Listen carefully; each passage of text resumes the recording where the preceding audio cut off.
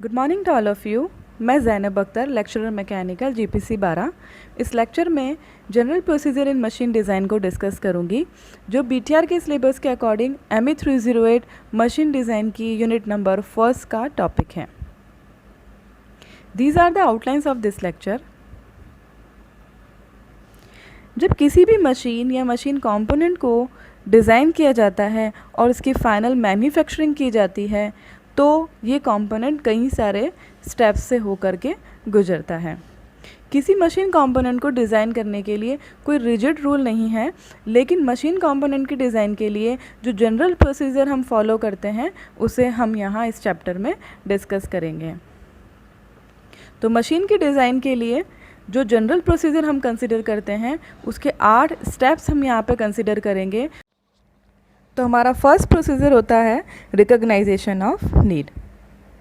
जब किसी मशीन को डिज़ाइन करना होता है तो डिज़ाइन करने से पूर्व हम प्रॉब्लम्स का कंप्लीट स्टेटमेंट बना लेते हैं। ये जो स्टेटमेंट हम बनाते हैं, ये स्टेटमेंट हमें मशीन की आवश्यकता को दिखाता है, मशीन को बनाने का पर्पस क्या है इसको दर्शाता है, और इसके अतिरिक्त मशीन को बनाने का एम क्या है इसको भी ये हमें डिफ़ाइन करता है। नेक्स्ट प्रोसीजर है हमारा सिंथेसिस, या इसको हम कह सकते हैं मैकेनिज्म। मशीन को आवश्यक मोशन देने के लिए हम ऐसे मैकेनिज्म का चयन करते हैं जो सिंप्लेक्स टाइप का हो, मतलब उसमें किसी भी प्रकार की कॉम्प्लेक्सिटी नहीं होनी चाहिए।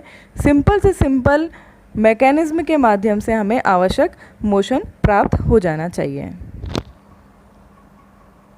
थर्ड प्रोसीजर है हमारा एनालिसिस ऑफ फोर्सेस। जब किसी मशीन कंपोनेंट या मशीन को डिज़ाइन किया जाता है तो मशीन के हर मेंबर पर लगने वाले फोर्सेस की कैलकुलेशन हम कर लेते हैं। इसके अतिरिक्त हम मशीन के हर मेंबर से ट्रांसमिट होने वाली एनर्जी का मान भी ज्ञात कर लेते हैं। नेक्स्ट प्रोसीजर है हमारा सिलेक्शन ऑफ मटेरियल। मशीन के हर मेंबर के लिए एनवायरनमेंट कंडीशन और लगने वाले लोड्स को ध्यान में रखते हुए मटेरियल का सिलेक्शन कर लिया जाता है। नेक्स्ट प्रोसेस है design of elements, size and stresses. Machine component की साइज़ को निर्धारित करने के लिए हम लगने वाले फोर्सेस और स्ट्रेसेस को कंसिडर कर लेते हैं। यह ध्यान में रखा जाता है कि मशीन कंपोनेंट परमिसिबल लिमिट से अधिक डिफॉर्म नहीं होना चाहिए, यानी जो भी लोड मशीन कंपोनेंट पे लग रहे हैं तो मशीन कंपोनेंट पे लोड लगने के बाद में मशीन कंपोनेंट की साइज़ और शेप में किसी प्रकार का चेंज नहीं आना चाहिए। नेक्स्ट स्टेप हमारा है मॉडिफिकेशन।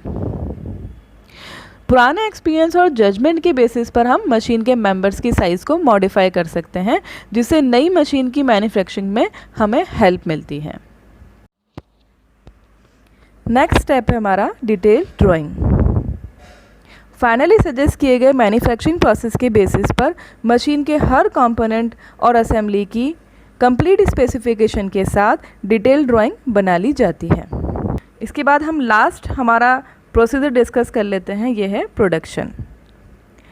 तो फाइनली वर्कशॉप में ड्राइंग के बेसिस पर कंपोनेंट की मैन्युफैक्चरिंग कर ली जाती है।